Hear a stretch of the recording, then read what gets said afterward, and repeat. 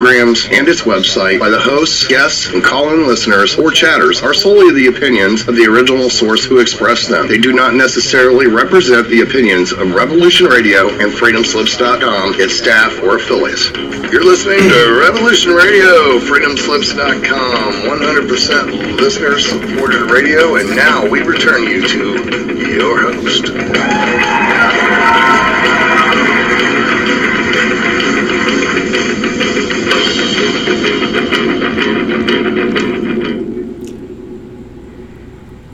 Hello, my friends. Hello, Evolutionary Energy Arts family and honored guests.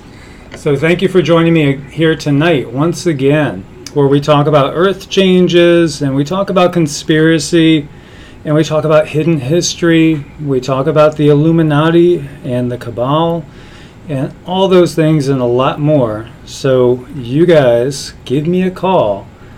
What I'd like to talk about tonight, or focus on a little bit tonight, has to do with what we've seen a lot of lately. And there's been an awful lot of fireballs, close call asteroids, meteors, all sorts of signs in the sky. Strange phenomenon, strange looking clouds, you name it.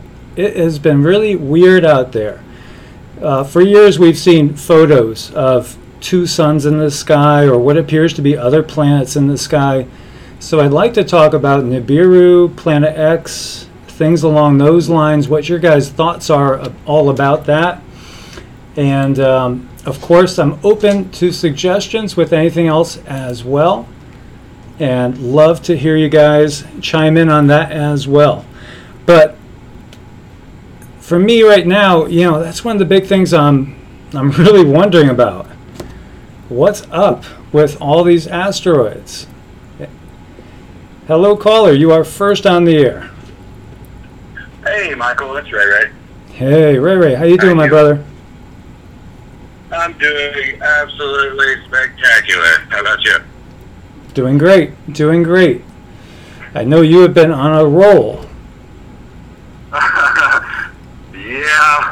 I don't have chat or access to your YouTube, so I'm doing this on the fly on her phone. So just if you want to go like question answer or hit me hard, keep me on track, that's fine, because I'm literally just going to be, going with the flow. Well, let's start with the really topic. Well, I'm glad. Yeah, I could tell you're doing great. Let's just start with the topic about all these asteroids, meteors, and the whole Planet X Nibiru thing. I've never really got your opinion on that. Okay, well, I would suggest taking a seat, unplugging from the cell phones and the distractions, and just hear my voice for a second. In my opinion, on my timeline, I believe that Nibiru is a psyop. I believe that people are literally conjuring, manifesting, and projecting their own realities. I don't see these comets. I didn't see any destruction yesterday when that sandstorm blew through, like MBB was talking about. That's not what happened here. It was a very beautiful sandstorm, and it cooled down. We got rain. It was all good. Here's the Matrix in a nutshell. You, in your powers of thought, the thought process is so incredibly powerful that we had to be derailed. We had to be lied to, in their opinion, to not become who we really are, so that we would be continually in this propaganda machine under their thumb, thinking we got to work for the man, thinking our like financially aspects of things. I equate how much money I have with my self-worth. It's the problem. And they've been doing this for a very long time. God is love. That's bottom line, dude. 4-letter word is everything. Everything is in that 4-letter word. Love. Anything that is not love, anything that does not resonate, make you feel good, make you feel like you could be yourself at any time in your life, is a program. It is a thought process to where you are in these thoughts and these beliefs, and then they are backed up by emotions, feelings, which are tagged to these thoughts. And you emphasize these emotions to create your thoughts. Hence manifestation. That's how manifestation works. But there's a time lag. It's not, in a sense, it's not instantaneously in third dimension, lower fourth, whatever have you. It like in where I'm at, in these high vibes, there's literally a day lag. You already have abundance. God loves you. But we won't accept it. We won't listen because we're bombarded with all this jazz, all these lies, all these half-truths to keep us confused. Bottom line, they do not want humanity to know who they truly are. Because in that power of knowing who you truly are and how much you are loved, the lies dissipate. They disappear, they dissolve, the matrix is broken. Once you can become truly aware, truly in the now, you can quite elegantly flow like water through life's obstacles, through daily conversations, through your work, through this YouTube experience, hearing my voice. You can navigate through all adversities, because adversities are bad things or negative beings or demonic forces or whatever that absence of love is, fear, is powerless in God's love. Hence the matrix. Yeah. Yeah, I totally get it. And many great people did get it too.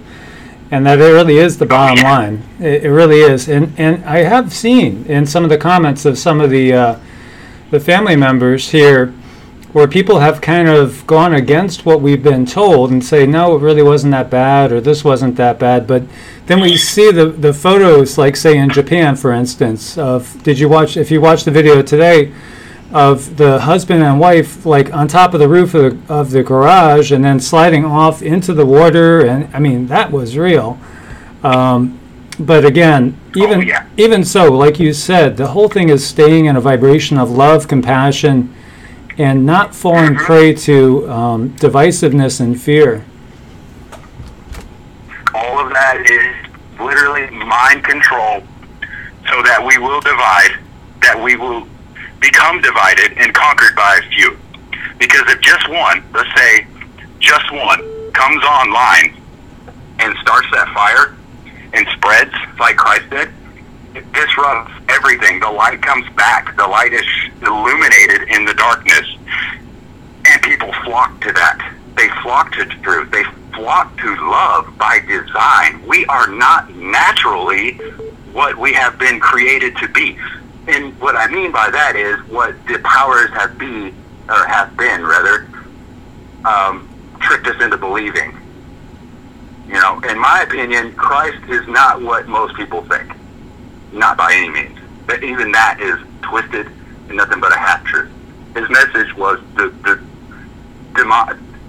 demonized and controlled so that people would believe that upon birth they would be a sinner, that your God is outside, and that you have to do to gain favor. Work, pay. Follow these guidelines that the oppressor put in place upon Christ. I mean, the whole concept is askew. It's very simple. Jesus was an ascended master. Jesus had multiple wives. Jesus had tons of kids. And when you find this out, it makes a lot more sense. He was betrayed. We were betrayed. The betrayal runs deep. The betrayal runs all the way to Prime Creator. It's not just the people that have committed this treasonous acts against Americans. This is a global move. This is a galactic move. They have betrayed Father. And now we are ascending from dark to light, as above, so below. Where we go one, we go all. Proof is in the pudding. That is truth. It's like the 100th monkey. People are, One more time. I said it's just like the 100th monkey. It doesn't take everybody, but a certain portion. When a certain portion get it, the whole system will break down. Because we're being and we're acting out of love, and I am so in love with my queen, my twin flame, my other half, me.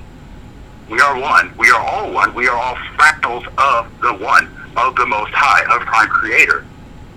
And once you understand that, you'll see that we're all family, regardless of these borders, regardless of these religions, regardless of all the suppression. That's what they don't want us to understand.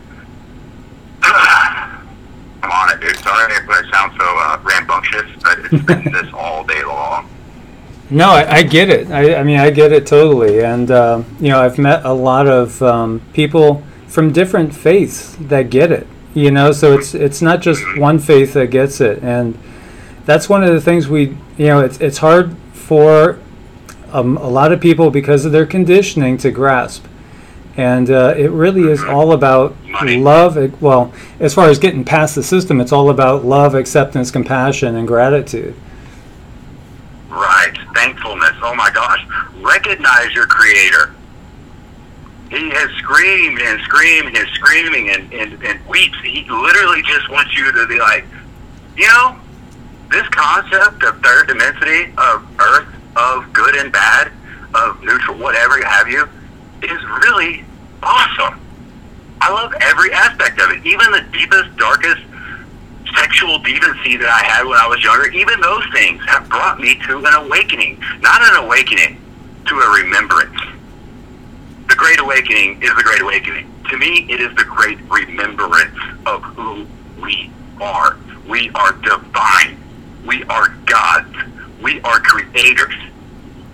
And that has been taken from us. That's not anymore. Yeah, very, very empowering thoughts there for sure. Yes.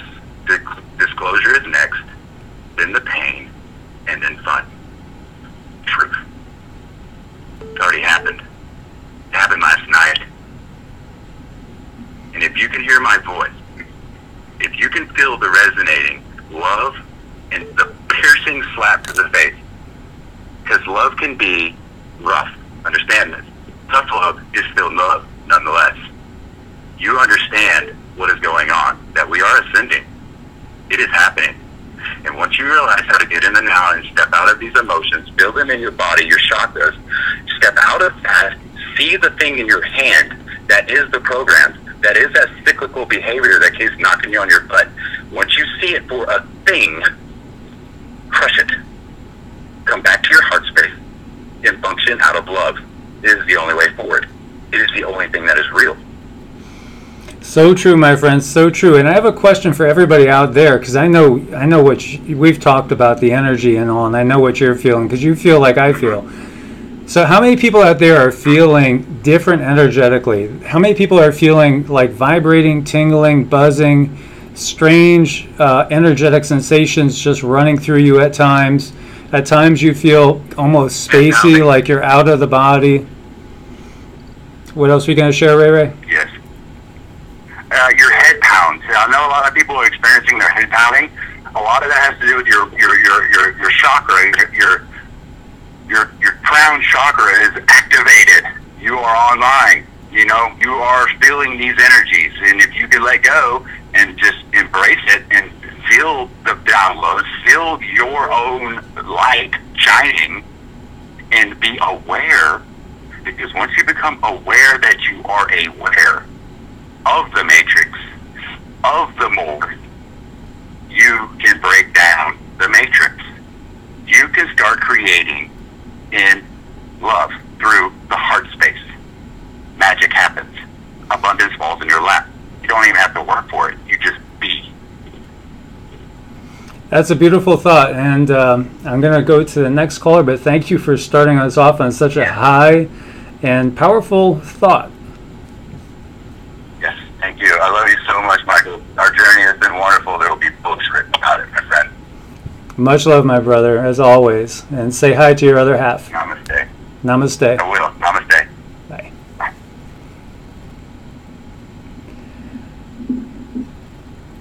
And who do we have here?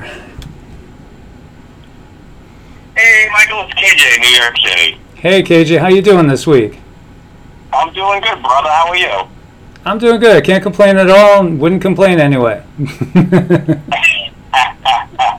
glad to hear it, and was definitely digging on Ray Ray's call, and to, of course,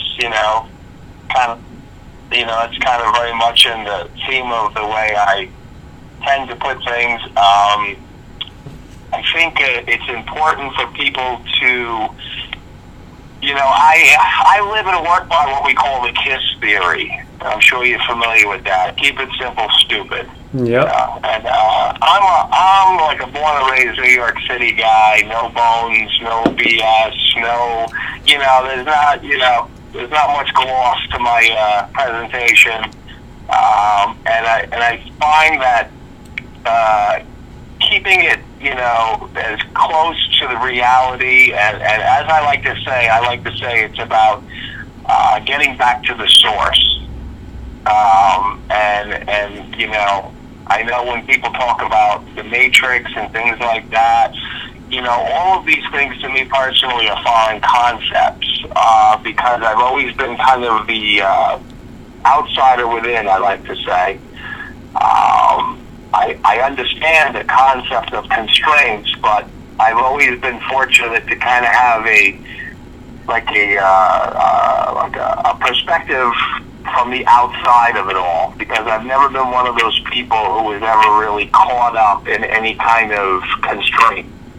I was kind of raised a free-range child of the 60s and 70s, and was not indoctrinated in any way, shape, or form. So I've always been very much in touch and in tune with nature and things that are natural. And I think that's a good way for people to kind of get themselves out of, you call it a matrix, you can call it the constraints of, society and how things were kind of set up and have been part of the establishment for hundreds, if not thousands of years. And, that's just a natural process that countries, governments, places have done to pretty much just keep, the sheep in the herd and keep the sheep going in the direction that they expect them to go in. And of course, most people fall into that, most unknowingly, because it's like a natural environment. So when you grow up in that environment, you become a part of it. It becomes your natural existence. You don't think much different of it. Unfortunately, as you get older and you tend to become more enlightened, that's when the difficulty, I feel, occurs for a lot of people. That's why you get a lot of depression, you get a lot of anger, a lot of anxiety, because you realize that this realm that you've been raised in, brought up in, indoctrinated into, is just not natural. It's just somebody else's ideal and way of being and existing. Whether it's about, the concept of ego, and that's one thing I like to talk about. Ego is probably the greatest enemy of all people. And I mean it in the sense that your ego will unfortunately block you and stop you from having the ability to be a part of the bigger picture and be a part of, the group mindset in a positive way, as compared to the negative side of ego, which tends to make people obsessed with possessions and obsessed with things that are materialistic, and of course that other people are profiting from because of your insecurity, hence ego. And I think it's important for people, obviously, to try to get back to the source, and what I mean is the natural, and get in touch with nature. And when you just do simple things, it could be growing a garden, it could be growing flowers, it could be helping people, it could be anything that's just something that has nothing to do with intrinsic value, of monetary, of you know, anything that has to do with unnatural things, as far as feeling good about just doing something for someone without getting paid, without feeling you're owed something. I think it's important for people to try to, you know, and it's as simple as it sounds. It actually is pretty simple. It's just that what happens to so many people, and I see it throughout the course of my life, I've seen it with friends, family, that so many people are just so far gone, or at least they feel they're so far gone, like they're so deep in it, that it's almost impossible for them to even imagine another way of existing. And unfortunately, that's where I feel a lot of people are at. And now, because of obviously everything that's going on around us, whether it's natural disasters, whether it's political, whether it's, you know, religious stuff, and the way things, it just compounds it. And most people, I just feel, are so overwhelmed. So, you know, my whole thing, like I say, is try to alleviate yourself from taking on so much unnecessary, like, info and baggage and negativity when it's not really positive to your experience, and just trying to get in touch with, you know, just your natural being and natural state. Yeah, exactly. You know, it's, and what you're saying, it doesn't, you know, fly against what the first caller was talking about, because, you know, ego gets in the way of free-flowing compassion, free-flowing love, and all the good things that come with it that bind us together into a family and into a unity. And so it's so important, because we're manipulated in so many different ways, and it's so easy to see it when you step away from, say, the mainstream TV and those type of mainstream commercials that you see all the time, and then you go and check them out, and you can see how they're just playing into our ego. But it's in a culture all the way through. You know, it's just part of the whole culture that we're brought up in. Yeah, and that's why I say it's unfortunate for so many people. I was just noticing in the chat that Lee Wheelbarger is in the chat. I'm a huge fan of Lee's. I just want to give a quick shout out to him. You know, like I said, I'm from New York City. I mean, and I see some people have written, you know, I'm kind of like some hippie type guy or something. You met me, the last thing you described me as a hippie. Although, I must say, growing up in the 60s and 70s, I was very fortunate to be around people that were definitely not part of the mainstream, and then I was around people that were very much a part of the mainstream. So, and being a Libra, I'm all about balance, and so I find that having both, you know, that yin-yang experience growing up and seeing how each person, how they operated in their own environment, and a lot of these people were in the same, you know, proximity and even family, and so to see that, it gave me a great introspect into how to, I'm one of those people that kind of like takes a little from here, takes a little from there, you know, I'm not a one-sided person. I like a full palette. If I'm going to paint a masterpiece, I want 20 colors. I don't want 2 colors. So, and I find that, you know, being fortunate in that way to have experienced people from completely different walks of life and ideas of how to live life, and, you know, I've benefited greatly personally from that. But now I just find that we find ourselves in it, and I just want to mention, you know, I've mentioned you before about my relative John Dalton, and, you know, so I have my own personal experiences I bring to it. I have my own kind of hippie-esque, as I call it, way of living and being in this world, and then I have the scientific stuff from my family, and it's great to be able to kind of pull it all together and basically, you know, form my own ideas of what's happening. And there seems to be a lot of what we call fear porn, and that's something that we have to kind of very aware of, and there's so much now on YouTube, there's so much now on the internet, and there's people like yourself that are definitely providing. See, I'm all about more information. I don't knock people. There are some people that go a little wild, a little over the top, but you know what? That's fine. It's up to each of us individually to decipher, but it's important to have all of those, like I said, colors on the palette, you know, and to have all these forms of information to see what's going on. Because, like, listen, I lived in Japan for 5 years. I was married to a Japanese woman. I know about Japan. What happened in Japan just recently, let me tell you, this is, without a doubt, a massive, tragic event that is being actually underreported. You know, they were even still on the evening news tonight saying there was like only 100 people dead. Listen, I have friends in Japan. They're saying it's close to 1,000 people that are dead and missing.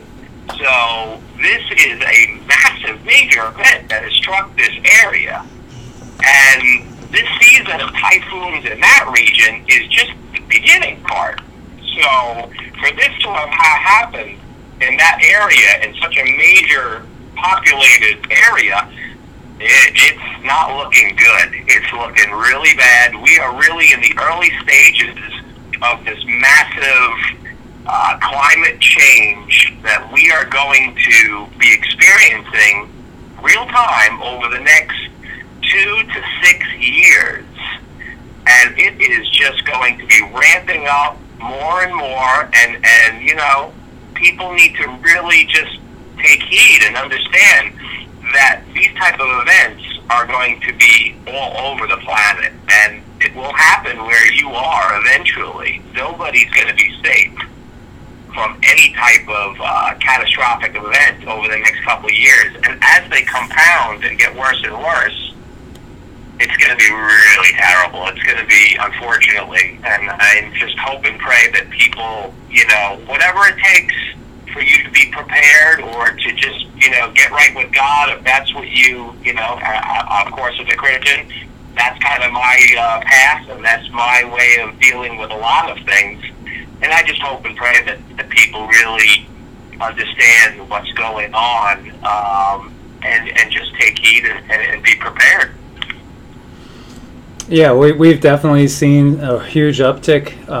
You know, the Japan flood was just incredible, and there's been so many other ones too. We've seen them like everywhere, and there's just so much going on. I mean, with the flooding, it's mind-boggling, because it's been every day, multiple places where you're seeing literally cars being swept away down the street in a river, and down a main road too, and not like, you know, anywhere where there's not necessarily ever that type of flooding in time before. This is just something we haven't seen yet. So this is a totally different level. Like the last 3 months, it's just been mind-boggling, and it's like you were saying, that's going to get more intense. We know it, and there's.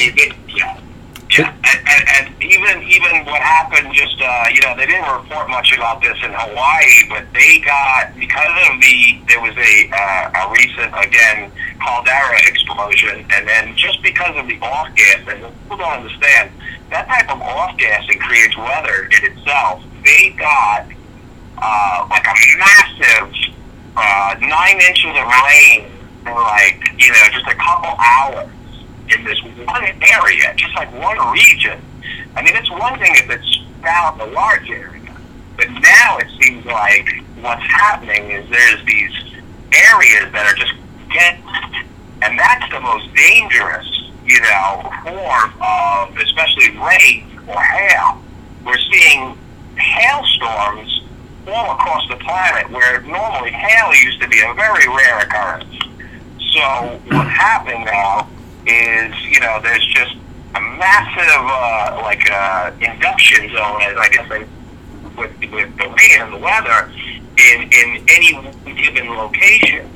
And, you know, eventually, like I said, this is not anything that, you know, and I know there's people out there that say, oh, CERN is doing this and blah, blah, blah. Listen, you know, you can sit there and try to say who's doing it, what's doing it. The bottom line is it's happening. It's going to continue. And actually, a lot of people are saying that between this year and next year, it's going to ramp up, not double, but fourfold. And then, within the following year, from 19 to 20, it will be sixfold, meaning 6 times worse. So people have to really wake up and understand that, you know, all of these events and all of this activity is really going to get intense over the next, 2 to 6 years. And like I say, I just want everyone to, just kind of pull back in a sense, like, don't get, so caught up, because now so many people, like I say, out there, making all these outrageous claims, and it's not going to be some, heart attack kind of, we're all dead today kind of catastrophe. This is going to be kind of a slow-moving nightmare, essentially. Yeah. And people just need to really, just understand that, there's not much we can do other than prepare ourselves somewhat physically, but spiritually is what I recommend highly, and putting out just a positive energy and trying to just be prepared for, God forbid, there's a scenario where we may have to go back to a tribal way of living and living amongst people and helping and relying on each other for just day-to-day existence. And for a lot of people, that's going to be tough. But just want to leave with that. I appreciate you taking my call, brother. Thank you, KJ. Thank you for your thoughts, as always. Stay safe out there. Right, and I would love if Lee would call in. That would be awesome, because I don't know if you're familiar with Lee, but he's really knows his stuff, and oh, yeah. I'd love to hear from Lee. Well, Lee is definitely invited to call in. I'd love to hear from him. Yeah, great. All right, brother, you have a great night. To everyone out there, God bless, peace, and just keep it simple. Yep, take care, KJ. So that was KJ, and we do have Lee in the chat room there. And I have an open line at the moment, so give a call in, guys. Let's see what you guys want to talk about. I was throwing the topic out there. Okay, we have another caller coming in. And who do I have with us right now? Hi, you have Rick Henderson. Hi, Rick. Well, thanks for calling in. What would you like to talk about? I would actually just like to say that I'm bringing nigger back. Yeah, you fucking niggers don't know how to act. All right, so we have a clown there. And let's see if we get another actual caller in this time. So going back to what KJ was saying with Japan, he thinks it's like so underreported. And that could very well be the case. Very well could be. Thank you for calling in. How can we help you tonight? What would you like to discuss? Well, it's Lee Wilbarger. I was calling to see what you would like to discuss. How you doing, Lee? Good to have you on the show. Well, thanks for having me. I normally watch your show as far as the videos you produce regularly. This is the first one of your live streams I've seen, and you were talking about clouds and the weather and so on and so forth. So I figured I would just call in and give you my 2 cents of whatever you would like to speak about as far as clouds, weather, the sun, earthquakes, volcanoes, what have you. Well, I'd love to get your opinion on exactly what KJ was talking about. Like, what are we going to see when it ramps up? I mean, if we have the situation we have in Japan already, and like, say, even just up in Michigan and Wisconsin, where these roads are total washouts, and we're just getting into this, what's it going to be like next year, 2 years from now, and say 4 years from now? Well, it's like he was saying, it's going to continue to increase in its intensity. We're going to see more of the cosmic rays coming in and increasing the nucleation. So we're going to get much heavier storms. We're going to see in excess of 4 inches of rain per hour over regions. We're going to see more flooding, more freezing. We're going to see water treatment plants freeze up because as the colder climate moves further south, those facilities aren't designed to deal with the cold weather. Same thing is going to happen with sewage treatment plants. We've already seen that at numerous locations in the United States just this past winter. So each year, the cold weather will progress a little bit further south, coming towards the equator. Same thing's going to happen in the southern hemisphere, coming north towards the equator. And so you're going to lose a little bit more each year. And, if people want a really good perspective of what's coming, I would recommend John Casey's book, Upheaval. He's actually written 3 books. The first one was Dark Winter, then Cold Sun, and his last is Upheaval. And there's lots and lots of documentation and research that has went into that. Literally, I would think hundreds of thousands of hours of research if you count all of the research done by everyone that's affiliated with writing the book and where all the information is gathered from. So, that's the best prediction book that I know of, and it does it all based on history and what we've seen, over the last 480,000 years. So, as far as obviously we're going to have a ton of issues with food. Food production as, Canada goes totally offline and everything just moves farther and farther south. Do you see mass migrations of people just, moving farther south because of the weather being just so untenable in, say, the northern tier states and, Canada? Specifically Canada, and yes, the northern tier states. When you look at grand solar minimums historically, we had the Everglades in Florida freeze solid for 8 winters in a row. The Seminole Indians and other Indians in Florida referred to this snow as the Great White Rain. So if you're going to have the Everglades freezing solid in the wintertime, and you're going to have snow in, mid to southern Florida, can you imagine what the weather's going to be in North Dakota or other states up along that area? That's going to be basically glaciation.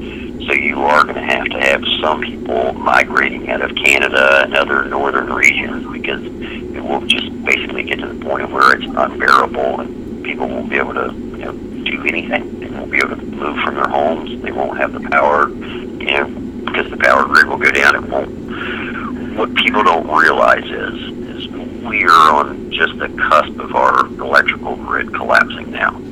And, there's 167 power companies across the United States working to try to upgrade that, but everybody is increasing their electrical demand. More air conditioners, more TVs, VCRs, satellite receivers, you name it, everybody's putting more onto the grid. And that's fine as long as we keep the climate that we have. But when we go into a colder climate, there will be a much, much greater demand on the grid, and the grid is not going to be able to sustain that, specifically in northern regions like Canada.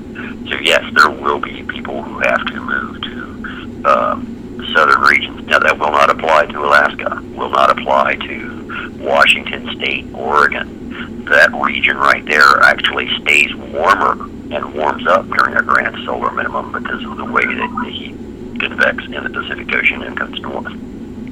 And then you have deep troughs that come down from like Montana, diagonal at a 45-degree angle at about coming southeast and comes down through Oklahoma, the panhandle of Texas, through Tennessee, and comes back up through Ohio and West Virginia, Maryland, Delaware. That area gets a substantial amount of rain and cold weather. So the problem is when we get into a grand solar minimum, we decrease in precipitation by 80%. But until we get into the grand solar minimum, precipitation is going to go up dramatically because we still have a warm planet. We have a greater influx of cosmic rays that creates more nucleation in the clouds. That nucleation makes bigger clouds, fluffier clouds, refracts more light back into space. Less people, less energy gets to the planet, so we decrease the TSI actually hitting the planet, so we cool. What people don't realize is, if you could magically snap your fingers and all of the clouds in the atmosphere would disappear, we would immediately increase the wattage hitting the face of the planet by 30 watts per square meter. So right now we have 1,360 watts per square meter. If you alter that just by a few watts per square meter, the effect on the climate is dramatic. So when the nucleation comes in, we have more cloud cover, and people can see this every day. You can go outside and you see a light strata. It looks more like a powder blue sky than the dark blue sky that we used to see. And that powder blue sky that we're seeing is because of that increased nucleation from those particles coming in and interacting with our atmosphere. So it's, you guys can see it. If you want to see what our future skies are going to look like, just go back and look at all the artwork from the Little Ice Age, where you have multiple layers of clouds and you have very, very little blue. So yeah, it's going to get colder. We're going to lose crops. The seasons are going to shorten. There's a lot of things that are going to change. And there's so many questions for you. One of the things is, do you think that all the volcanoes and the volcanic activity is having an effect on keeping the size of the earthquakes down? Because there really has been not that many 6s, and I can't remember the last 7 we had now. It's been a long time. So it seems as if, to me, perhaps the volcanic activity or something is going on that's keeping the larger earthquakes in check. Quiet before the storm. So you think we're going to have an uptick then pretty soon? You haven't seen anything yet. That's my tagline. What we are seeing now, we're getting a whiff of what we're going to get. If you want to, I compare it to Grandma's apple pie. Right now, we're just now pulling in the driveway and we get a whiff of it through the air conditioner duct in the car compared to what it's going to be like when we're actually eating it inside, and that's going to be in about 2030. So we're just getting a sniff of what we're going to see. I mean, when you go to Texas and you can look at the rivers there, and you'll see where the river's flowing, and you walk up to the edge of the bank of the river, and you look your way, and it looks off in the distance, and you'll see it looks like another river bank goes up. And you can see that on both sides of the river that you're standing in, and that's because that is the river bank. When we're in the beginnings of a grand solar minimum and the precipitation increases, that area there between those upper banks will be the river, not the lower level. So what people talked about was 100-year floods and 200-year floods. They do come in 200-year floods. The problem is, during that period, they come regularly. So it's not like, we have one that happens once 200 years. No, you're going to have floods in that area for 30 years. Then you won't have floods in the area for 20 years, 15 years. Then you won't have floods or as bad of floods for about 175 years or so, and then it'll come back around because it's a 206-year cycle. You have 176 years of warming followed by 30 years of cooling.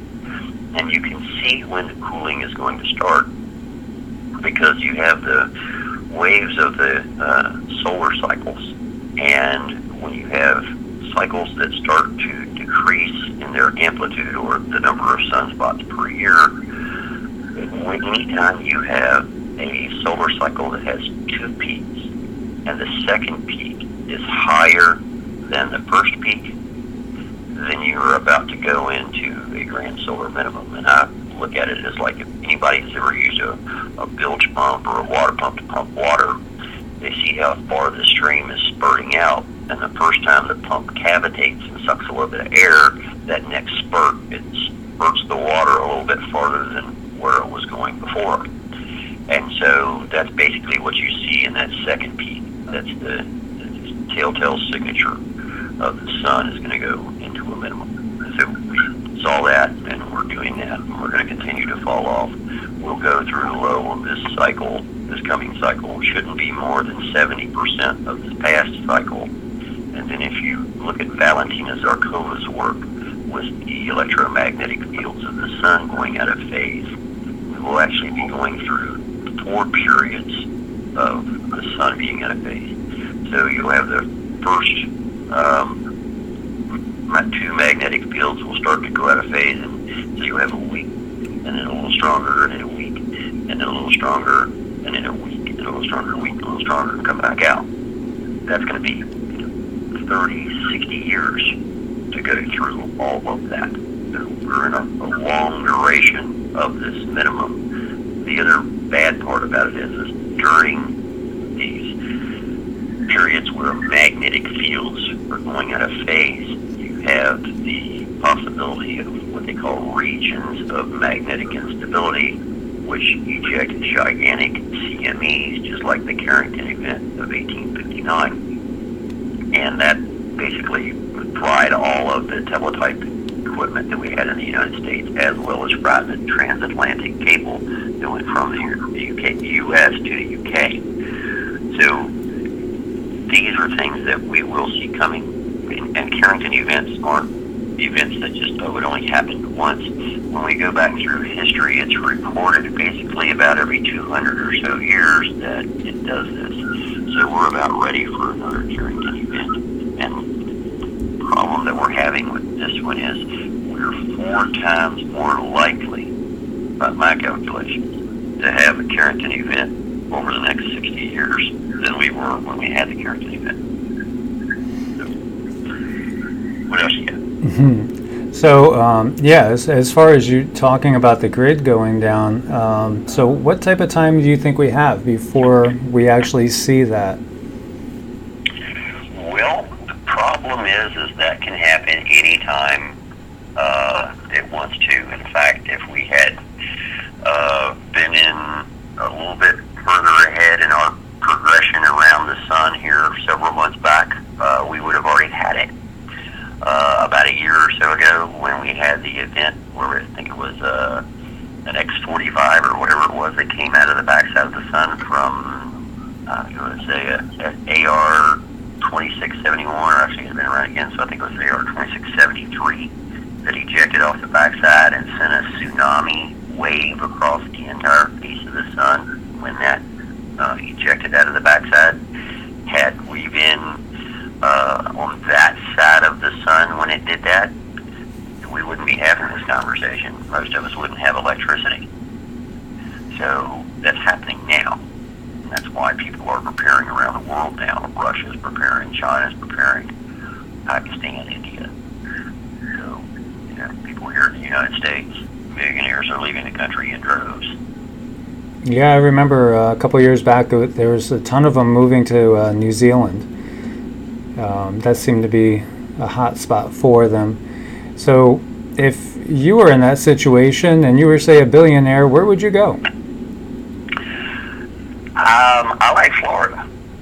You do? So, yeah, because when you look at the deep lake sediment cores that have been pulled up from deep lakes all over the United States, and you look at the agriculture as far as what was able to grow each year, looking at the pollen counts and how much foliage is on the bottom and different types of microbes that have died and are in there, you can tell whether or not you actually had a growing season or not. And when you look at the deep lake sediment of all the lakes in the central part of Florida between Daytona and Tampa, about 150 miles wide there, that stripe, all of those lakes actually had pollen every year, which meant that they actually had a growing season. And there were lakes to the south that didn't, and lakes to the north that didn't. And when you go up into, central part of the United States and farther north, it's, the growing season's like 90 or 80 or 50 days. So you're not really going to be able to grow anything and have it come to maturity in 50 days. Right. So many people are talking about a pole shift too. Do you believe we're going to see in our lifetime, a magnetic pole reversal and or crustal displacement? Okay, I do not follow, just to be blunt here, I don't concur with the crust displacement. As far as the magnetic field reversal, absolutely. That's already taking place right now. So the North Pole is already moved, the South Pole is already moved, and the North Pole is going to pass the South Pole in the Indian Ocean somewhere. And the speed is, becoming exponentially faster. I think we're up to more than 50 miles a year now. It's moving along pretty fast. So yeah, you do think that? Considering it only moved like 2 miles in 300 years, 50 miles a year is looking at. Yeah, and at a certain point, it can just simply reverse. So you do think that that is something that's in progress, and it's, would you say, a definite thing in our lifetime or a probable? Can't say. Well, depends on how old you are. Well, yeah. Let's say if you're a 20-year-old kid right now. Good possibility it could finish happening within their lifetime. And it's what you have to understand is the magnetic field of the Earth is not like a bar magnet. It's not like you just twist it and turn it around. The magnetic field in the Earth is more like a lava lamp, and so it moves and wiggles and twists, and just moves around. And so how that moves and where it moves to, and so on and so forth, will be determined in time, and as the sun interacts with it, that will have some effect on it.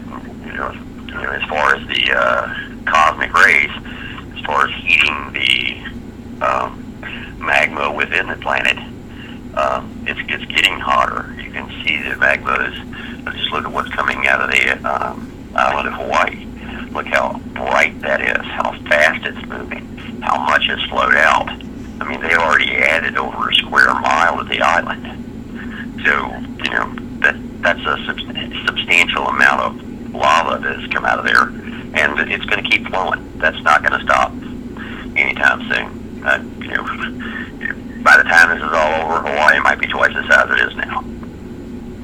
Do you feel that Mauna Loa will go as well, or not necessarily? I don't think so, and the reason I don't think so is I believe from the research I've done that those two are actually interconnected. And so when you have a fissure like Fissure 8, which is right there at the geothermal plant, which I warned about when all this was going on, I said, you're going to have problems right there, and sure enough, that's exactly where it popped up. But because those two are interconnected, and they have Fissure 8, which is releasing such pressure right there, I don't think that it's going to go back into Mauna Loa. I think it's going to continue just to flow out right there at Fissure 8, and that's basically where it's going to move to. That's the new volcano. Yeah, I agree with that being the new volcano too, from what I've seen. So, do you think we have anything to worry about with the volcanic activity going on down in Antarctica, causing enough of a melt to raise sea level if some of the shelf comes off? No, and I'm not a believer in sea level rise by that either. The seas rise because of expansion as the planet forms. And so, we know, for example, right now you can go off the coast of Miami, about 14 miles out, and you'll find coral in 700 feet of water. The problem is that coral will only grow in a maximum depth of 300 feet of water. So how did it get there? The oceans were 400 feet lower. So, if the oceans fluctuate, they will do that by activity of the sun. So you have expansion and contraction. You also have more ice that forms in the polar regions, and when that forms up there, that doesn't flow back into the oceans. So the oceans subside in their height, as well as the contraction because it's cooler. And anybody that follows CO2 and has done any research will actually find that CO2 follows temperature by 800 years. Temperature does not follow CO2. And so and the oceans actually hold 50 times more CO2 than the air does. So when the planet gets warmer, more CO2 comes out. When the planet gets cooler, the oceans store more CO2. That's why if you drink a warm drink, it's not as fizzy as a cold drink, because the warmer the drink is when you open it, the more CO2 that comes out. Yeah, in the past ice ages, I know Florida was like twice as large as it is now because of the water declining. So eventually we're going to that again. You would agree? Correct. We will go to that. We do about every 100,000 years or so. We're actually overdue now. There are people that say that the Milankovitch cycle is what determines the ice ages, but that's not true. There are studies that show that the sun can actually dramatically change its variability. Some of that research is being done by a project called the SAFIRE Project, SAFIRE. And if you can look at their earlier videos, they can show you a wide variety of things about how the sun can be manipulated, creating sunspots on it, different energy levels, how it reacts.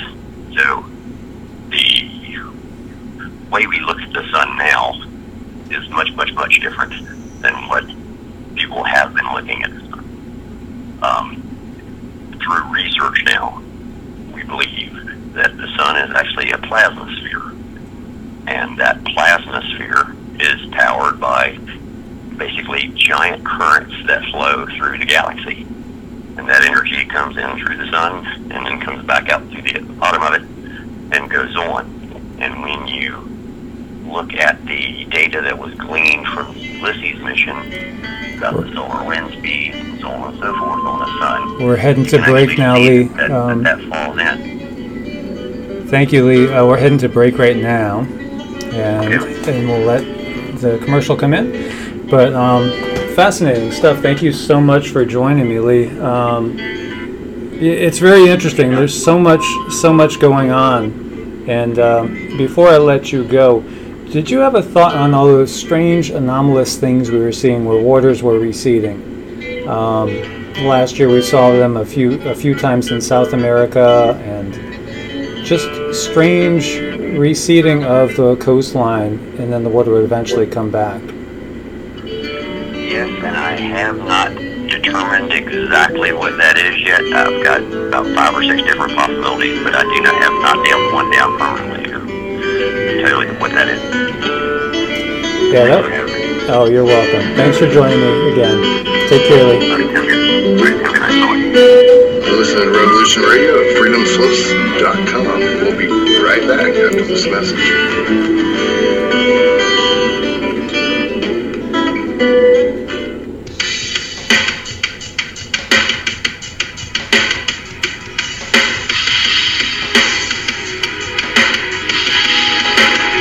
Enter into a world unseen on Raven Star's Witching Hour. You will encounter eclectic topics from the realm of spirit brought into our matrix of truth. With your host, the Solaris Blue Raven. Solaris will bring you an array of unique guests covering topics from ghostly spirits to amazing anomalies, covert technology, UFOs, and shadowy global events. And that's right here at Revolution Radio, freedomslips.com, Saturdays, midnight till 2 a.m. Eastern Time. Revolution Radio, where information never sleeps. Let the magic rise. Hold on 1 second until we come off of commercial. Join me weekdays for my new show, Tell Chris Joe. This is going to be a problem show brought to you live from Kensington. Thursdays, I'm dealing with hot topics, heated debate, what's new around the world, and ring-ins to discuss listeners' problems and offering considered and heartfelt solutions. So join me, Chris Hart, for Tell Chris Joe. Stop what you're doing, grab a cup of tea, coming live from Kensington, relax, let me entertain you with a coffee bar online. Listeners' very personal problems. So that's Thursdays, 2 p.m. in the afternoon, Revolution Radio, freedomslips.com. See you there, it's going to be lots of fun.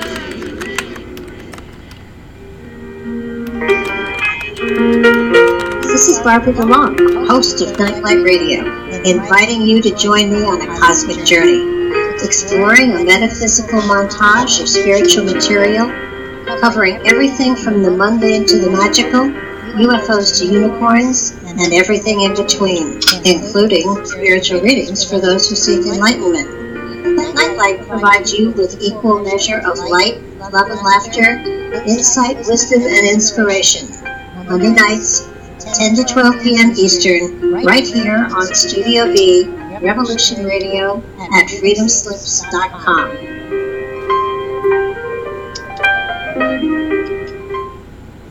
The opinions expressed on this radio station, its programs, and its website by the hosts, guests, and call-in listeners or chatters are solely the opinions of the original source who expressed them. They do not necessarily represent the opinions of Revolution Radio and FreedomSlips.com, its staff, or affiliates. You're listening to Revolution Radio, FreedomSlips.com, 100% listener-supported radio, and now we return you to your host.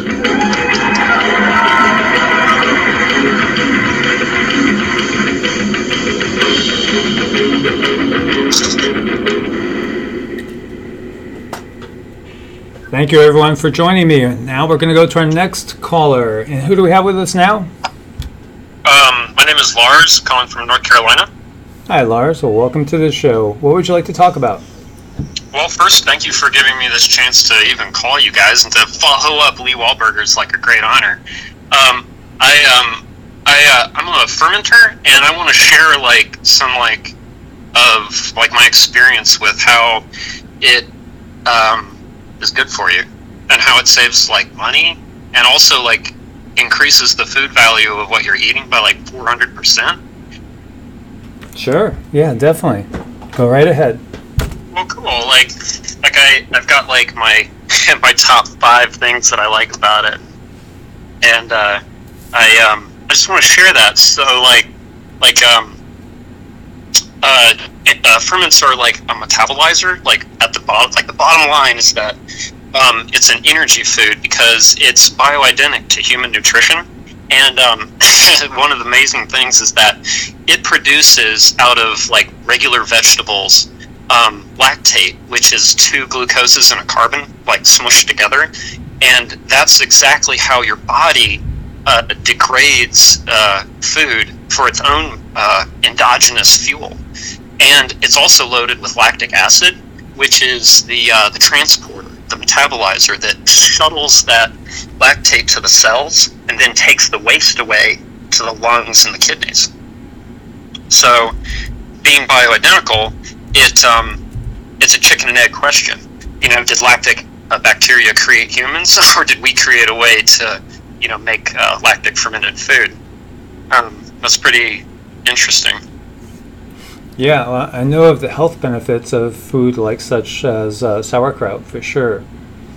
Yeah, well, one of the main a major benefit, to a common American disease like high LDL cholesterol, is that it helps you control your metabolism, and it improves your nutrition because it gets into the intestinal tract, and it lowers the permeability of carbohydrates getting into your blood supply. And fat accumulation, especially abdominally, is a body reaction because fat is actually an organ. It's a parasympathetic organ, and your body will build it up in tolerance to too much carbohydrate exposure. Because carbohydrates, complex ones, are not really a human fuel, because the body has to metabolize and digest that into simple lactate, which is the glucose that your body actually uses. So that will reduce your LDL cholesterol, and that's a really common American problem. Mm-hmm. Yeah, definitely. And so then you would definitely be a proponent of, it sounds like you would believe in more of a fat-based diet or fat and protein-based diet.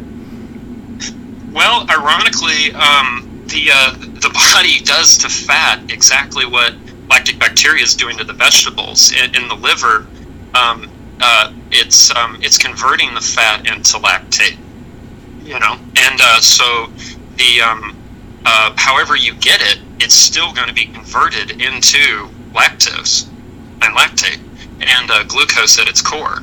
So no matter what you want to get out of your meal, it's still going to be converted into glucose. So the keto diet is a good diet to be on, but it's kind of halfway there, but it's definitely better than the standard carbohydrate rich diet. Carbohydrates are something that you should avoid because the body, if it's healthy, young and healthy, then usually you're going to be able to tolerate and digest because you have a healthy gut flora. But a lot of the people that I deal with and I'm going to admit I do have a horse in the race. My wife and I do own a fermenting business, which I'm not going to talk about. What I want to talk about is just the magic of what I've seen people go through, because for me it's a healing mission, and I hate using that word like heal or cure, because that's their words.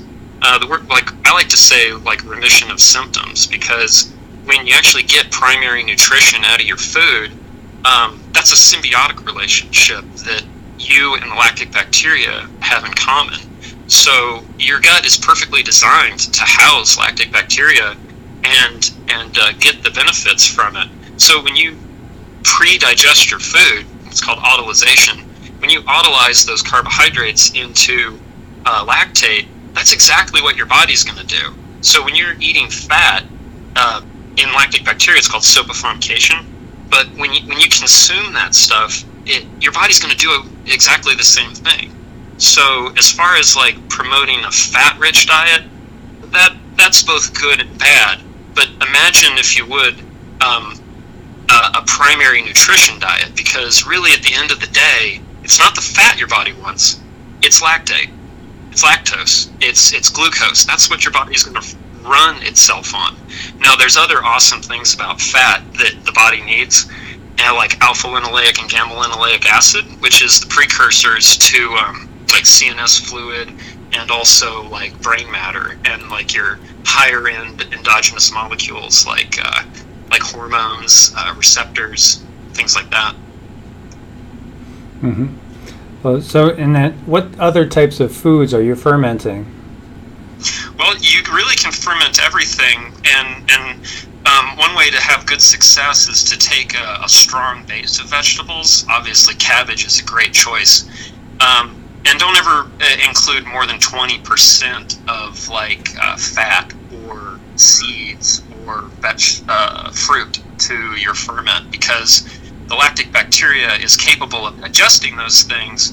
But just like a balanced diet, you can't live on butter alone. You need some fiber to be able to take the metabolized dead, like the cellular poop, out of your body. So you wouldn't be able to live just on butter.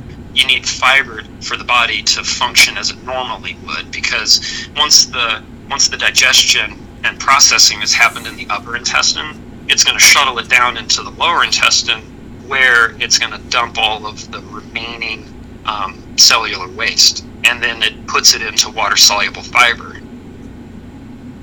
Mm-hmm. Right.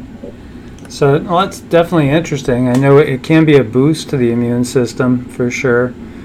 And well, you know, I've got a great fact about that.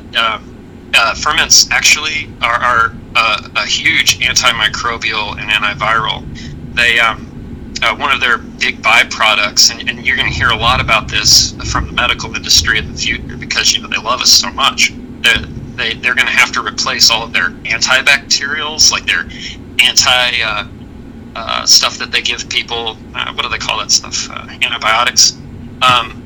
Well, as that's failing, and you know, bacterias and viruses and things are mutating from, I guess, too much pressure on their systems, we need to look to what we already have in our bodies for success. And lactic bacteria, because it's a symbiotic relationship with the human digestive system, it's watching out for us. Lactic bacteria is the number one source that we can look to for thermotolerant bacteriocin. And this is something you're going to start hearing a lot more about, because it's an endogenously produced chemical that it's part of the immune system, and it feeds white blood cells, and it's also stimulating to the pancreas, which is the hormone and insulin releaser in the body. So it's a bioidentic antiviral, antibacterial compound that's produced in large amounts in fermented food. Mm-hmm.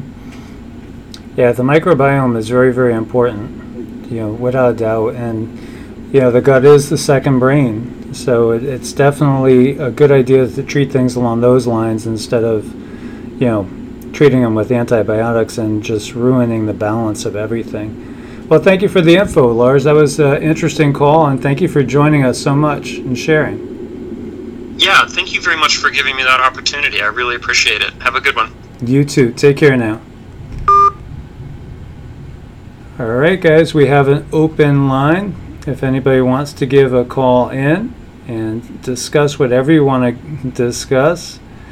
So, yeah, so important, basically, taking care of our microbiome. And antibiotics, they've been so overused, and they just have blasted people's systems. And as I had shared before, I worked in the home healthcare industry, actually for an IV infusion company that specialized in IV antibiotics.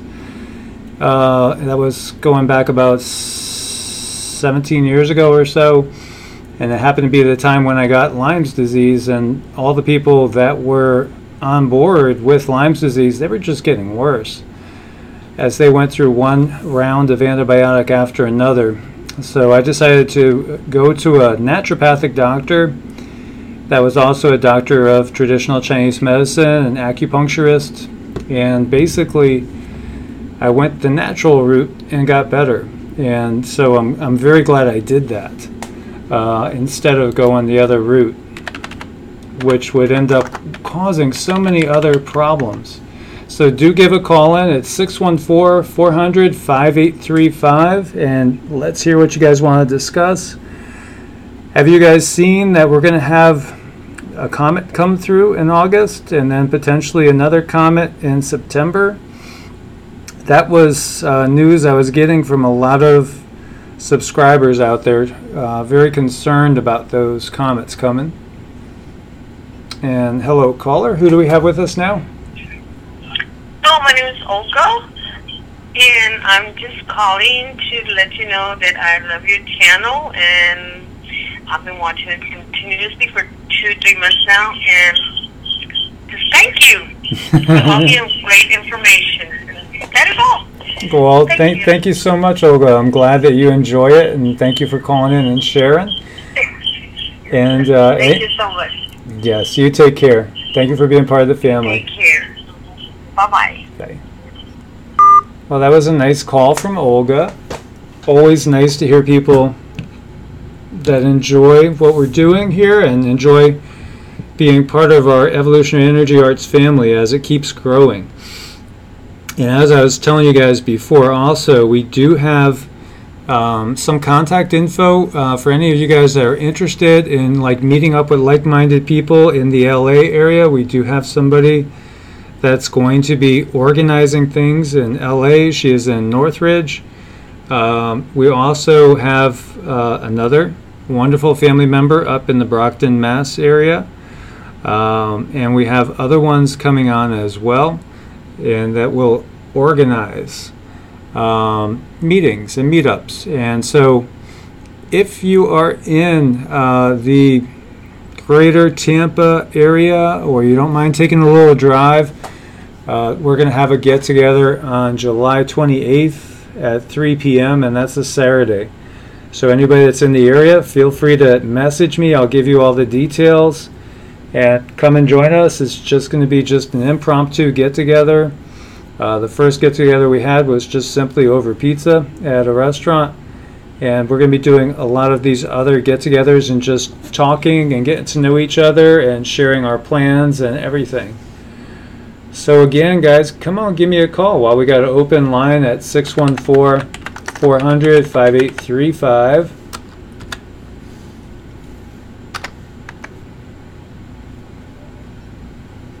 Hello, you are on the air. Who do we have with us? Hello. Hi, this is Michael. And who do we have with us? I just wanted to talk about what happened in Nagasaki.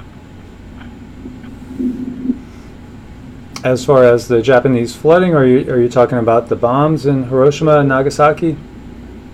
Yes, the bombs. The nuking of Nagasaki that took place in '45. Can we talk about that, please? Sure.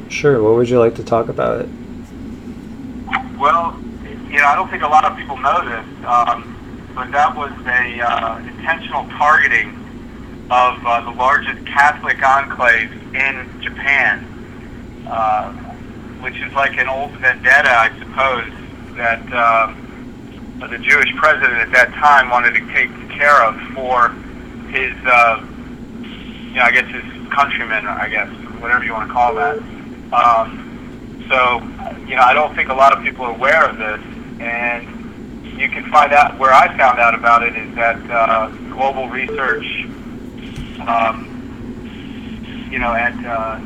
let's see, there's also a URL that, if I could, I'd like to give it out over the air. Sure, go right ahead.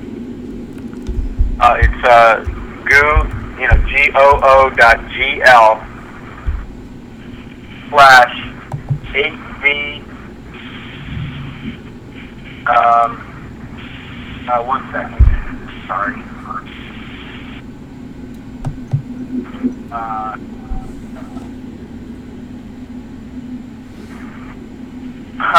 Okay, let's see. I can barely read it because the font is too small. Yeah. Okay, sorry about that. It's 8VJJ2E. So that, again, that's 8VJJ2E, as in Ernie, or as in Echo. Well, I mean, it was obviously something very horrible because, according to estimates, anywhere between 40 and 80,000 people were killed in Nagasaki, and between 70,000 and 126,000 were killed in Hiroshima. I personally, I've heard the arguments that it was done to save lives. Yeah, but I mean, just killing innocent civilians, men, women, and children indiscriminately is, just something I just can't understand. Right, and it's Nagasaki is famous in the history of Japanese Christianity. Not only was it the site of the largest Catholic enclave in the Orient, St. Mary's Cathedral, which was completed in 1917, was also the largest concentration of baptized Christians in all of Japan. It was the megachurch of its time with 12,000 baptized members. And again, I'm just reading from this website. It was the location of the Jesuit missionary of Francis Xavier, which established as a church in 1549. And so this appears to have been a, kind of like how the Jewish people, who were the communists, they specifically wanted revenge against the Romanov family because of something that they had done earlier. I forgot exactly what it was. But these are very, very spiteful people. And so what they do is they target, whatever. I don't know. I'm so fed up with this stuff. You have no idea, Michael. And it's very, very serious because it just is. I mean, I don't know how else to say it. Yeah, it's just horrible. I mean, when you think about all the atrocities that have been done, and then the way they sell it to us, and to me it just speaks that they're not really human. Because I don't know if you could really be human and do these things. Really, your heart is totally shut off. There's no compassion in a person that could go ahead and order this type of mass death and destruction. Right, and to top it all off, they used the bomb was named Trinity, which is very funny because, and they used Protestants to drop it. These were baptized and confirmed airmen. They did their job efficiently, and they accomplished the mission with military pride. There was no way that the crew could not have known that what they were participating in met the definition of an international war crime according to Nuremberg principles. It had only been 3 days since the August 6th bomb, a uranium bomb, had decimated Hiroshima, The Nagasaki bomb was dropped amidst considerable chaos and confusion in Tokyo, where the fascist military government had been searching for months for a way to honorably end the war. The only obstacle to surrender had been the Roosevelt-Truman administration's insistence on unconditional surrender, which meant that the Emperor Hirohito, whom the Japanese regarded as a deity, would be removed from his figurehead position in Japan, an intolerable demand for the Japanese that prolonged the war and kept the Japan from surrendering months earlier. And you know, not to mention the fact that Japan was suckered into Pearl Harbor. There's a really good video on that from BBC. I forgot what it was called, but yeah, it's an excellent video which showed that Churchill and Roosevelt both knew that the Pearl Harbor was a total setup. Totally. I mean, it's just too much. I mean, these people are way, like you said, I don't think they're human at all, but we're not allowed to kill them, and I understand that, and but boy, do they have something coming. You know, no, they definitely do have something coming. There's no question about that. I just wouldn't want to be them, because God has a way of settling things, and you know, that was the whole reason that Christ came here, was to free us from this, the selling of human flesh. And basically and these are fake Jews anyway. You know, that's all throughout the New Testament, how there are Jews who say they are Jews that are not. So these aren't even real Jews. They've come in and they've taken the name of the Jews and have totally trashed it. Well, thank you so much for the call and for sharing that. And yeah, I mean, it definitely, like we've said, I mean, they don't feel human, anybody that could do that. And I do think that the knowledge was there. There's enough evidence to show that the knowledge was there, that they knew of Pearl Harbor at least, and still let it happen because, you know, they wanted the outcome. And as one of the people in the chat room saying, newsflash, Hitler did not lose the war, he just relocated.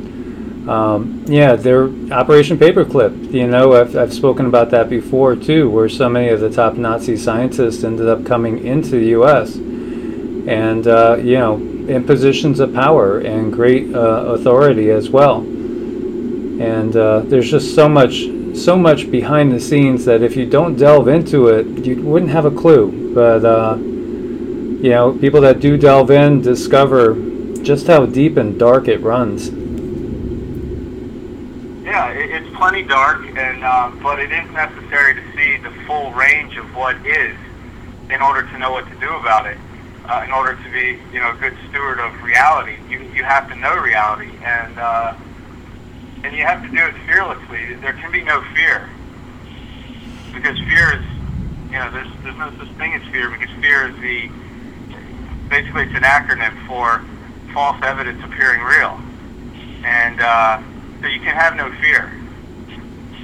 Exactly, you know, have no fear, and we can't fall into hatred either, even though we see, you know, negative acts being done. It's never good or proper for us to fall into hatred, because then we're actually losing and we're becoming like them.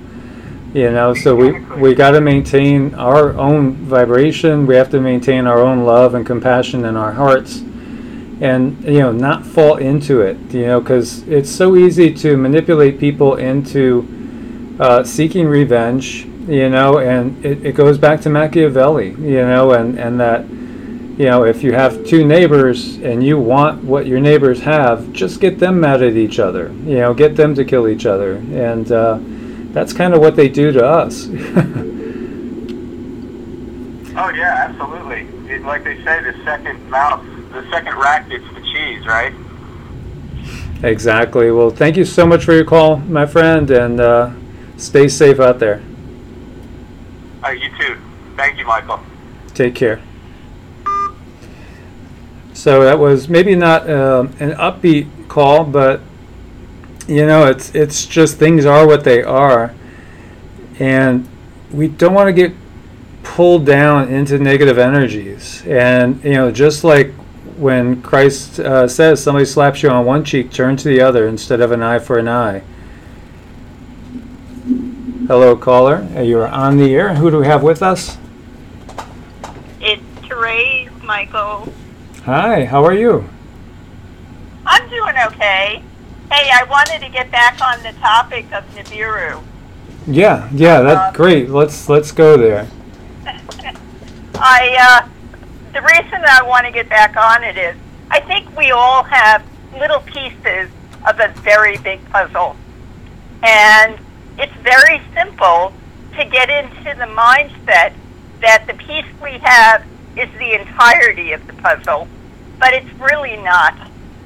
And personally, when I look at the Sumerian record, what was published in the early 50s in like Scientific American about this other solar system that was part of our binary system and its time scale for its elliptical orbit, it's due back, and I think it's here. There are many that do.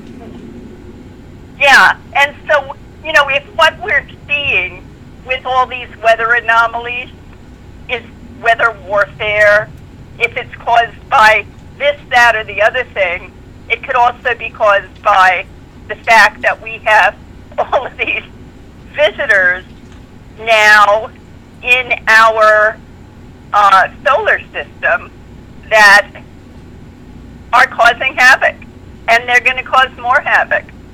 And if, you know, some people have to see it to believe it, I think they're going to be seeing it soon. So I hope they're prepared. Well, there's been so many photos, so many interesting things, and more people believe in it all the time. More and more all the time. Yeah, I know that, you know, but, you know, we still run up against people who think that it's, you know, just some kind of a psyop. And I don't think psyops are built on Sumerian records.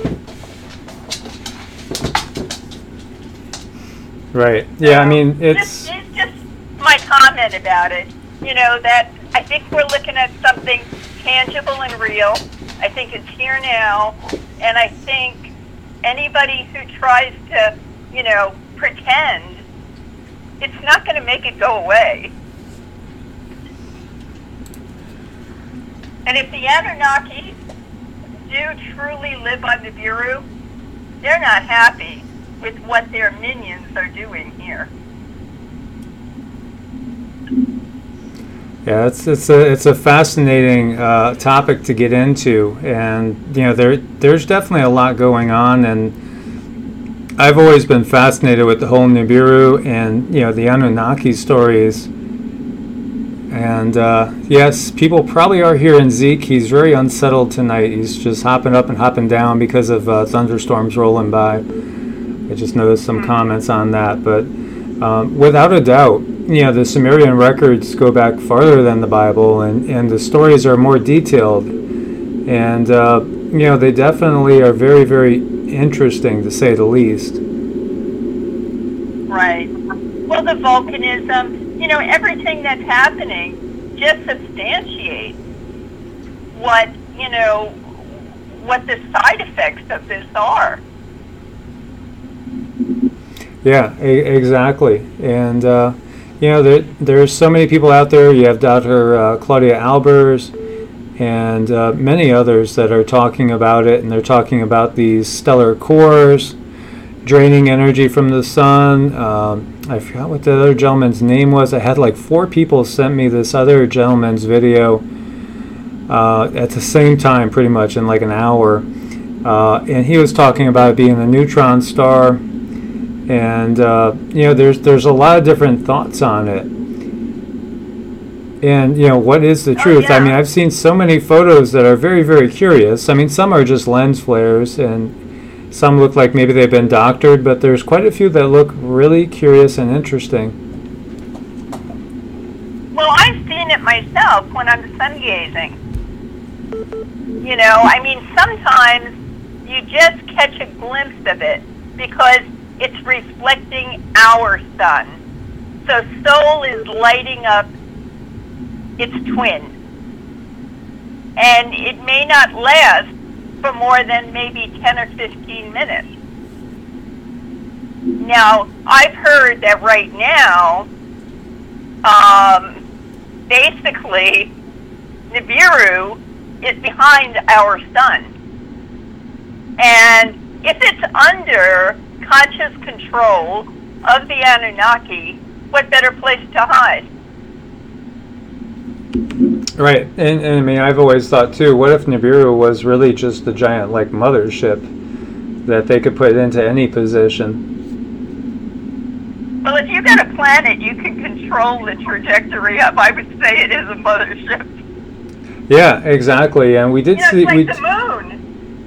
Exactly, the moon. That's it. There are tribes that remember a time when the moon wasn't there, and they remember the gods putting the moon there. Yeah, so, you know, we have to look at the fact that even though we have not had disclosure, that doesn't mean that there aren't millions of signs. I mean, even the Native Americans believed in the star people from the beginning. Why? Because they met them. Exactly. Yeah, that's fascinating, and it's in like pretty much all the tribes, and you know it's common in Africa as well as South America, North America, the Aboriginals in Australia.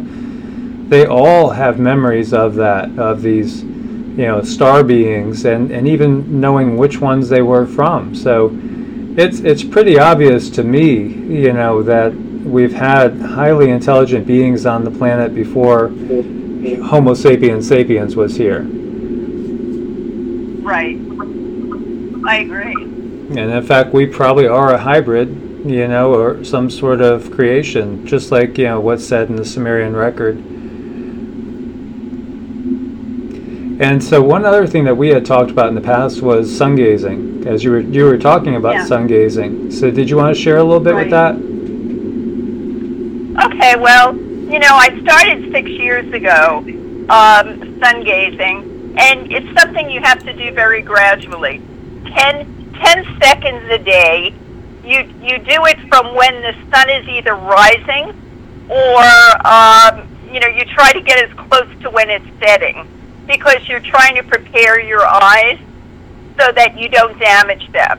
And once you get to an hour into sunrise or before sunset, you've got a lot of damaging rays that the sun is giving off that you don't have during that safe period. So I was using an app called Sun Gazing Organizer, and it adds on 10 seconds a day so that when you do your gazing, you have it set for an audible tone, and it tells you when to stop. It takes about 9 months, but you know, there are days when there isn't any sun, there are days when you don't wake up, there are days when you have something other to do. So it took me about a year to actually do it, to get to 45 minutes of continual sun gazing. And then after that, you walk in sand, and like, you know, that's not exactly the end. There's a little bit of other stuff you do at the end. But HRM, who is probably the most known person on the planet who talks about sun gazing, you know, says you don't have to eat. You can use the sun for your nutrition. And to tell you quite honestly, I don't even get hungry anymore. The days that I sun gaze, I can't eat. I don't have any appetite whatsoever. Yeah, I mean, I've heard that from more people than you. So quite a few people have told me that as well. And I do, like I've shared, I have a few friends that will literally just, on a regular basis, you know, eat once or twice in a week. And the rest of the time, it's just drawing in prana, life force, which I think we can do. I do totally believe that. I've seen studies done on yogis, and I definitely think it's something we can do and develop. Right, and we don't have to be killing animals, to get our nutrition. We don't have to kill anything. I'm a real believer that when, we got the commandments, and there's one that says, thou shalt not kill, that didn't have any but, or if, or, it's pretty much sealed. You don't kill anything. It's not our role to kill things. God does not want us running around killing things. Even a bug that is in our house. Bug was here first. Well, and that's something. Put it outside. And right there, that shows you that things have been twisted and played with. As far as the dark side getting a hold of our religions and changing things. So, yeah, exactly. If you read Genesis, the first part of Genesis says that the leaves, the herbs, are medicine, and all the fruit is our food. And then it changes like after the fall, and that's when like sacrifice and stuff comes in. But still, exactly, you have the 12 commandments. One of them is thou shalt not kill. But then you also have, where Joshua and Jericho, wipes out that whole town and kills every man, woman, and child in there besides the harlot that basically allowed them to come in through the back door. So there's another contradiction right there. So it tells you that the traditional view is distorted. There's something wrong there, and you have to look deeper. Yeah, you can't have it both ways. Exactly. So which way is correct? Do you throw out what came down on stone tablets, or do you just say, oh, maybe we shouldn't be killing? Yeah, exactly. Here we live in a country that we make all our money by killing. Yeah, it's a sad situation, with, as we've talked about, that type of military expenditure, the military-industrial complex that really kind of runs the show right now, that and the banking cabal.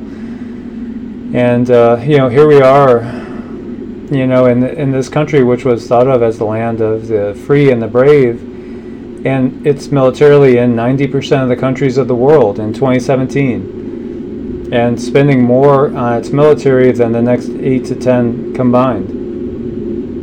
Right. Well, Russia and China built a lot of underground, areas to protect their citizens. What did we do? We built a huge infrastructure with money that we stole from the people, and it's only for the rich.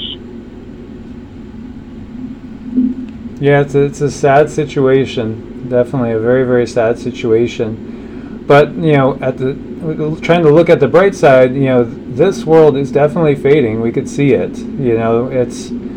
It's changing, and the earth is ascending, and all of the interdimensionals and intergalactics, they're all here to see this, because never has it happened before where a planet ascends with its population. Now, it's not going to take the bad ones. It's only going to take the ones in service to others. The ones in service to self, they're going to be dealing with what they created. Yeah. And I think rightfully so. There's a part of me that likes to stick around and watch that. But the sordid part of me, like you guys deserve it all, But we're going to ascend. The planet's going to ascend. So people who are not in service to others, who are in service to themselves, and if they're worshiping money, that's in service to yourself. Exactly. It's all about what do we hold in our hearts and what do we do. Are we condemning others, finding fault in others? are we sowing the seeds of discontent and contention, or are we trying to bring people together? Are we trying to lift each other up? It's such a delicate thing, and there's so much going on in the world that I feel like I need to report on, because people want to know. They want to know what's going on with the Japan flood, with the floods in Michigan, Wisconsin, with all these different things that are going on. Yet at the same time, really the bright thing is consciousness, raising of consciousness, getting out of this world that's been controlled by the banking cabal and the military-industrial complex, and before that it's been controlled. Well, it's really been controlled by the same entities going back thousands of years. Oh yeah, I mean from the beginning of really man's history on the planet. Yeah, and the history is a hidden one for sure, and they've hidden it pretty well. So, Therese, thank you so much for joining me. It's always a pleasure talking to you, sister. Oh, you're welcome. I enjoy it too. Thank you so much for doing what you're doing. Thank you, Therese. Namaste. Namaste to you too. Okay. Well, guys, we have an open line. That was Therese. And whatever you guys want to talk about, we could talk about. We started out talking about Nibiru there and jumped into some other topics. And who do we have with us this time? It's Shannon Ann from Texas, Orange, Texas. I go by Ann Shannon on Facebook. Hey, how are you? Hi. I sent you those pictures of the sunset the other night with the arrow in the sky. Yes. Isn't that weird? Yes. Yeah, that was really curious. But there's just so much curious stuff up in the sky now. I know. I can't figure it out. I went on Google Earth to see if there's any type of structures out in that area just to maybe cast a shadow, and I can't figure it out. I mean, we watched it gradually come on. I took it with my phone and my camera just to, show difference that I actually took the photos and didn't doctor them, No, I mean, I believe you for sure. And so much of the time I feel like we're getting messages from somebody. Yeah, and I've grew up Baptist, but, I would call myself an atheist because I don't believe in the Christianity that's here on earth. But the more we see stuff, it's so strange, and the more you open up, and it's crazy. I'm calling actually to ask, how do you approach people in your family or in your inner circle about being awake and wanting them to come on board? Like, I have adult children, and they're going through college, and they're very, very educated, very, very smart. Yet, they still are like, Mom, come on, it's not going to happen. The government's not going to do that to us. And it's like, when shit hits the fan, excuse me, of course your innate ability to want to take care of your children and the people you take care of is right there with you. So how do you go about it? Are anybody's children on board, or what's the process? I mean, there's no book on this, Yeah, everybody is different, and a lot of times you have to give it to people in very little drips, so they don't freak out.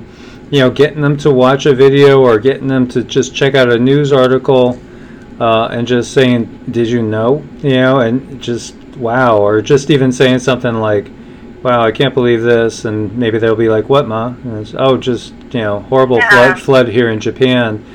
Or whatever it is. Is it more about earth changes, or is it more about the political system and that you want to get over to them? Yeah, for me, it's, we know the government's hiding so much. We know that now. I mean, the information is out there if you seek it and you want to know. But the earth changes. I moved back home from Oregon in 2005, and in the 13 years I've been home, I've been through 5-6 hurricanes, like major ones that hit here in Orange, Texas. 3 of them in the last 12 years. Rita, Hurricane Ike, and Hurricane Harvey. And never in a million years would I have believed in geoengineering until Harvey. And after Harvey is when we really started opening up, and exploring other things. Like, how could a storm of that magnitude cause so much? I mean, we saw it coming. We saw it coming from Houston. It was in Houston for 2 days, but Houston's 100 miles from us. It was there for 2 days before it hit us. And like, everybody was like, it's not going to rain that much. Oh my God, you would not believe the buckets of rain. I mean, you see it, but to experience it and to see what happened it blows your mind. And after that, I can't see how people are not open up to geoengineering and the things that are actually going on in place of the Earth already deteriorating or doing what it's supposed to be doing, which I believe is cleansing itself, like you do too. So, I don't know. There's so much out there, so much out there. Yeah, I wish I know I saw the video on BP Earthwatch's site where you clearly see, and he showed it, you clearly see Harvey going along, and it's basically going along kind of like in a northern pattern, and all of a sudden you see something kind of like a tracer in the sky coming from Mexico, and then Harvey changes direction and goes straight in and gets much bigger.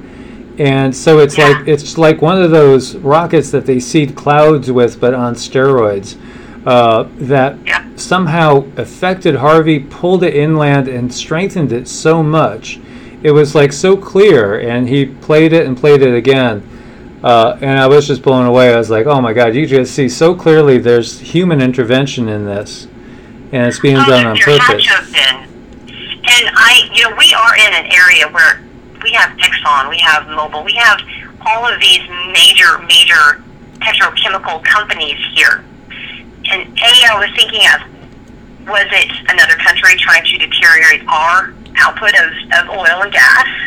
Or two, was it our government testing the facilities to see if they would withstand? Does that make sense? Yeah. No, yeah. I do think there's a weather war going on for sure, and I've gotten that from multiple sources. I don't doubt it at all. There's definitely a trade war going on. I think there's a weather war going on as well, and they're testing out different sorts of sonic weapons. You saw all those people. Yeah. There's like 200 people that have been made sick from these sonic weapons that obviously the Chinese are doing. Maybe it's being made to look like it's the Chinese. You never know, right? Yeah, exactly. Really quick, I wanted to touch base on the Thai soccer team that had been, of course, trapped in a cave. How did they find where they were? If they were buried, was it a mile or 2,000? No, how far down were they? Yeah, it was like over a mile in. So if they can't find a plane that has crashed in the ocean, how can they find out where these children were? I don't know. There's a lot of people that think that whole thing was some sort of setup. I was kind of surprised to hear that at first, but I could be naive at times. Do you think it was? No, I think the technology's out there. I think maybe it was. Maybe I don't believe that it was set up. I didn't heard that, but I think if they can find it during. I heard that. I'm like, that's great that they found it. How did they swim through? How do they know what tunnel to swim through to get to them? Out of all these different tunnels, and it took how long to get to them? 5 hours? How long were they swimming before they found them? It's just a weird. If you really deep dive, the irony is there, and I said dive down. But really deep down and trying to think about that. How on earth did they find them? Well, they might have ground penetrating radar. Yeah. There are definitely technologies that we're not aware of that still are even just used on a regular basis that aren't really even so hidden, but just the general public's not aware of. And then there's obviously the hidden stuff that would probably blow our minds away. Yeah. But as some people think that whole thing was just another maybe distraction. Meanwhile, we do have that huge typhoon heading. It's already, I'm sure, gone by Taiwan and heading for China. Of course, we had the Japanese floods too that were horrible. And if you heard I think it was the second caller, he said that really the amount of people probably killed are, you know, anywhere up to 10 times as many as what they're saying. Well, the one in Japan that we're talking about right now. Yeah, the one in Japan. Yeah, I didn't get the first of the video. I just tuned in about the guy. Really, I don't know what his name was. I think it was Lee. That's when I tuned in. Speaking of the death toll not being the same, I have a feeling that's exactly what had happened here in Harvey. This is my fifth disaster to work. I've done disaster work. And for our town, there were apartment complexes that were literally a ghost town. I mean, hundreds of apartments that nobody lived in. Where did the people go? I mean, I understand they evacuated. And say, how did they evacuate? Because we had no mass evacuations here. And two, where did they go? All their stuff is still there, and nobody came back. Yeah, I've heard that. You know, I mean, I haven't been there myself, but I've heard that from so many people. And there's, you know, all the conspiracy theories on that. FEMA camps just disappeared. Who knows? Yeah. It's kind of very curious. So you're still noticing that there's just... Oh, yeah, absolutely. I mean, you drive around, you cannot even tell that 8 months ago, 9 months ago that we had a hurricane. I mean, the community, we're kind of used to it now, we kind of bounced back. You know, in 2016, we had a major flood from a dam had to release so much water, and a town just completely washed away. People rebuilt, then 2 years later, a year and a half later, we had another flood, and then, you know, 8 years previous to that, we had Hurricane Ike. So we're used to water being here. But again, it's just strange that, and of course, I hate to say this, but the apartments that are mostly evacuated are the HUD apartments.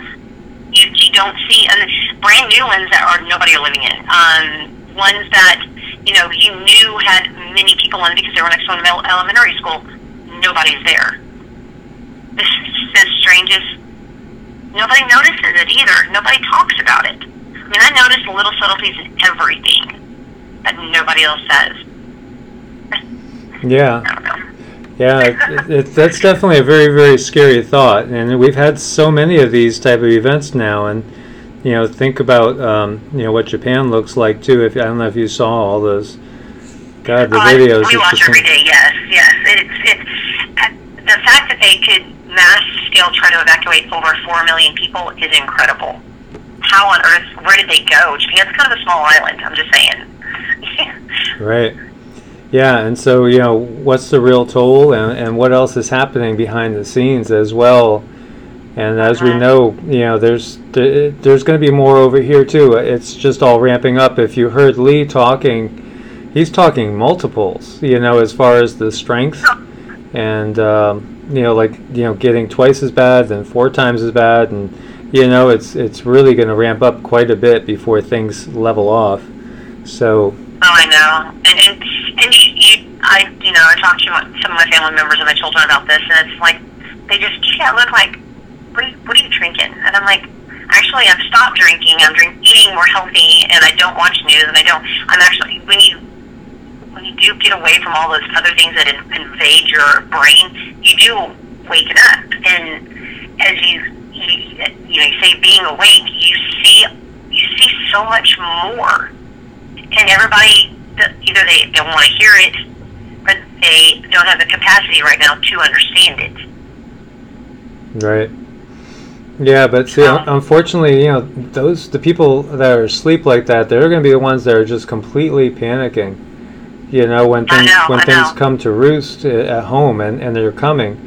And as people, like one person commented about 9/23/17, you know, with the eclipse, and I have to feel the same thing. It just felt creepy when that eclipse happened, and it felt like, you know, we're stepping into a different time frame, and it's really been from that point on that we've seen a lot of craziness, and everything just seems to have gone to a new level.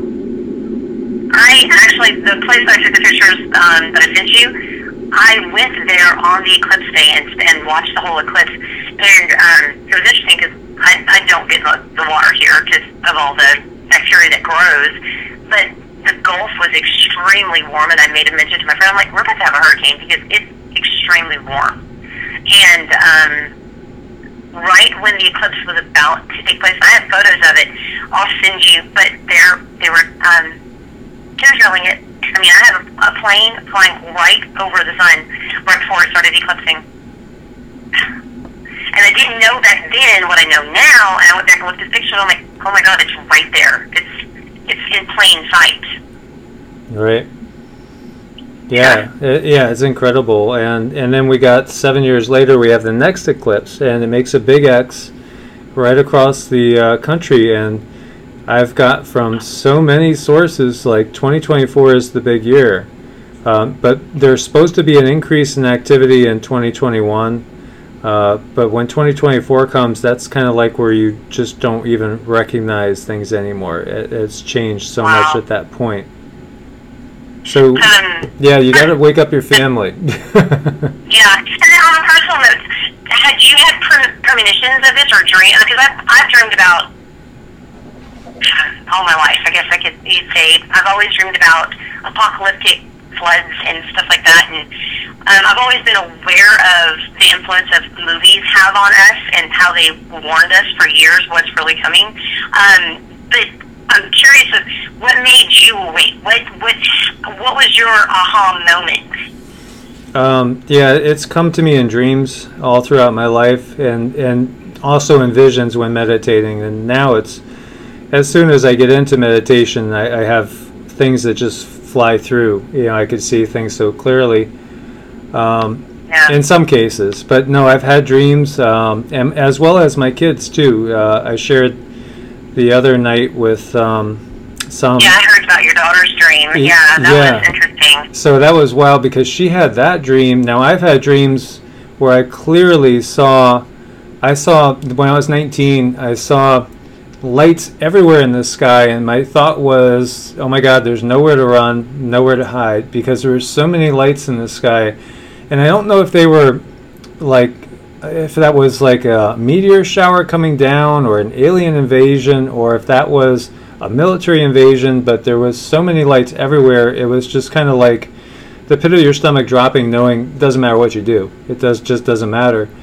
And then later on, I had dreams that expanded on that, where I definitely saw the U.S. being attacked. And I was living in the north at that time, and in my dreams, I was somewhere in a warm climate that really felt like Florida. And then I remember hearing people say that there were actually troops that landed down around Miami, down around the Everglades that were coming up. And there was also troops that were coming in from Canada down through Alaska. And so the U.S. was, in my dream, invaded, and it was like a preemptive nuclear surgical strike, EMP, and it was just mass confusion. And then I had multiple dreams about the same thing. It kind of happens every so often. I'll have those same dreams. So those things I've seen. Mine more has been on the flood dreams, and it's weird. I'm here, getting flooded, every year, basically. But it's you listen to Toll and Enema is the Learn to Swim. I don't know how he knew, Mother was going to do this, but it's happening, and that song just resonates with me all the time because learn to swim. Basically, you're going to have to learn to flight or fight. What is it, fight or flight or whatever? Yep. So, as he says, Mom's going to fix it all soon. Mom's going to flush it down and let it, just get rid of it all. And when people started talking about global warming years ago, I was like, no, there's no global warming. I was like, I don't know what you're thinking about, but what little bit we got truth in history in school, now I'm knowing all of it's false, was false, just about. But what we did know there's an ice age. I'm like, what makes you think we're not going to have that again? I don't understand.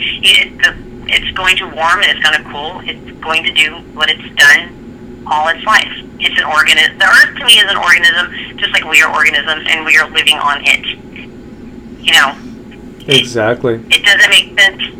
Everything is living. We're all made of the same matter. So how can it not cleanse itself if it's something that's, there's a disease on the Earth, and I'm sorry, the humans are a disease. we're not doing what we're supposed to do. We're not being good right now.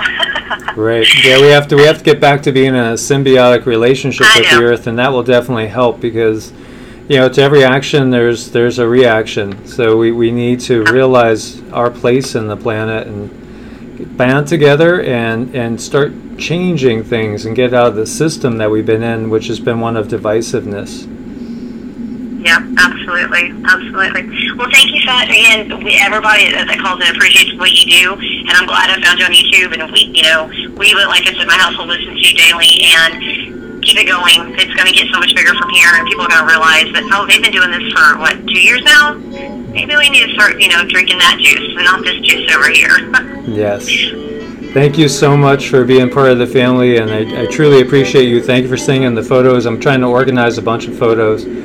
And, just going to do a video on a lot of the photos that have been sent in because there's some amazing ones. All right, perfect. Thank you so much. Have a great night, okay? You too. Namaste, my sister. All right, bye-bye. Well, thank you, everybody, for being with us once again. And we look forward to joining you again next week, same place, same time. And if there's anything big that comes up, maybe we'll have one before then. Thank you guys so much. Namaste, and God bless, my friends.